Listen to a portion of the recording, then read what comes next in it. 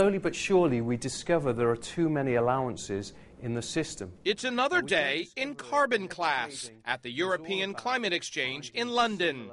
Bankers, regulators, even journalists are learning how carbon emissions trading works. So that's what the spread is. Europe is home to the biggest emissions trading system, where participants buy and sell permits to emit carbon dioxide.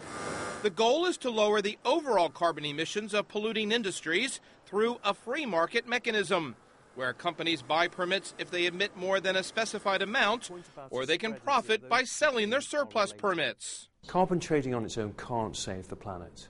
Carbon trading can help make the process of saving the planet cheaper, but only if the politicians set sufficiently ambitious targets. That has been the main criticism of Europe's carbon trading model. The first phase of Europe's emission trading scheme, which lasted from 2005 to 2007, gave away too many pollution permits to utilities and heavy industries. So there was little incentive to cut carbon dioxide emissions. Europe tightened the rules for the current Phase 2 to meet EU Kyoto commitments. I think it's actually hard to overstate the behavioural shift that's happened in the EU as a result of the carbon markets. Olivia Hartridge worked as a European carbon market regulator before joining Morgan Stanley. She says companies are already making tough carbon decisions. There is now a lower probability of a coal-fired generation plant being dispatched to produce electricity to the grid than there was in the past. Now there's a greater probability of a hydro plant or nuclear or wind or gas being used to generate electricity. And that's even before Phase 3 comes into effect in 2013, when Europe's chemical, aviation and aluminum companies become involved, meaning many more firms will need permits to emit carbon. Lewis Redshaw created the carbon trading desk at Barclays Capital. He says for carbon trading to really work, it has to be global. The US is close, not close enough, but they're getting closer to implementing cap and trade. Japan is doing the same thing. Australia is very close.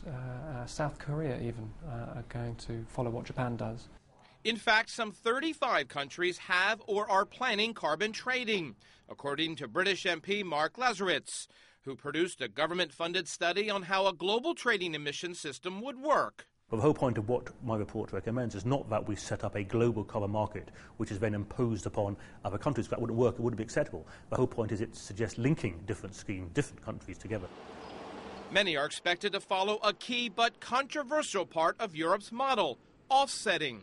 That allows a European polluter to get carbon credits by funding low-carbon technology outside of Europe. For example, there's a large increase in the number of wind farms in Inner Mongolia that are being constructed. That's because you can take the carbon credits from those emission reduction projects and bring them in to the EU to comply with your targets in the EU carbon market.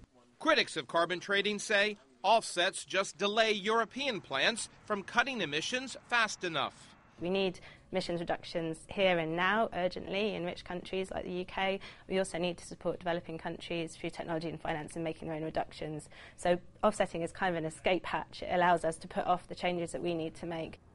There are plenty of other criticisms of carbon markets, but ultimately, trading will be judged on the singular goal of cutting emissions. Jim Bolden, CNN, London.